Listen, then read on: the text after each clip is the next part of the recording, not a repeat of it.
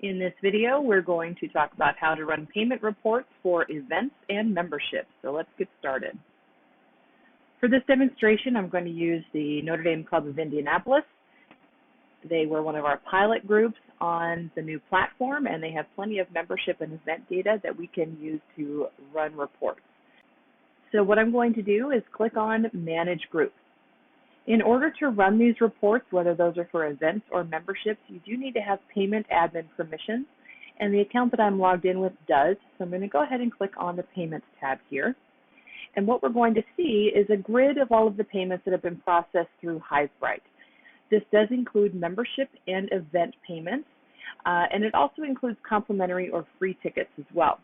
So in order to see those free either event tickets or free memberships, on this grid, we're going to check this box that says Display Free Receipts. Okay. Now, if you were just looking for confirmation that one person or a couple of people had their payments processed successfully on the platform, you can search their name in this keyword box here. So I'm going to search for MyIndy3. And we can see here that MyIndy3 training has a complimentary Indianapolis membership, and the payment date was today, and the total amount. By clicking this link here, that takes us just to that user profile. And this is the extent of the information that we can see on this grid.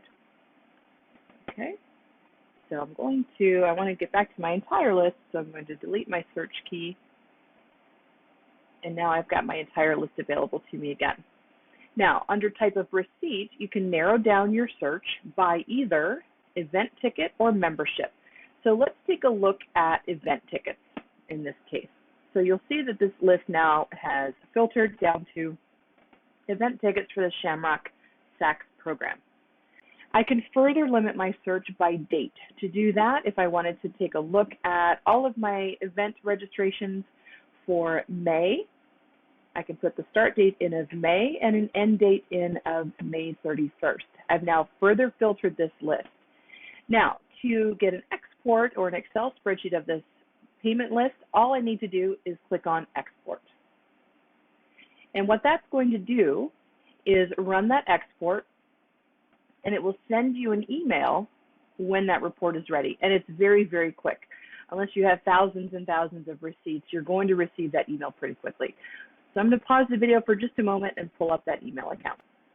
Okay, so I'm in my email account, and this is the email address for the admin account that I'm logged in with on Hivebright. So I've received an email here from the system. It says payment history, and then I have a link here to download my exported data. I simply click the link, and you'll see in the bottom left here, I now have a CSV or comma separated value file that I can now open in Excel. Okay, I've now opened my report in Excel, and I can see that I have many more fields available for me in this report than I did on that on-screen grid. And so this is the report that you're going to use to reconcile your payments processed through Hivebright with your Braintree account information. That's your merchant bank account information. So the fields that we have available here, we have the product type. So this is going to state either event or membership. And then we're going to have the Hivebright user ID, first name, last name, email. I have these blurred out, obviously, for privacy reasons. And we can see the date and time of when that payment was processed, the amount, the environment, this is the production environment, which this will always say production. And then your transaction ID, this is what is going to link this payment information from Hivebright to Braintree. So when you're running that reconciliation, you're comparing these reports, you can see on this report, I have the transaction ID, and on Braintree, you can see that it was processed accordingly as well. And then this is simply your merchant account number, and then we have billing information here, and the payment account that was linked, and this should always be your club, class, or group. Okay, so that's really all there is to running exports for event registration payments and membership purchase payments.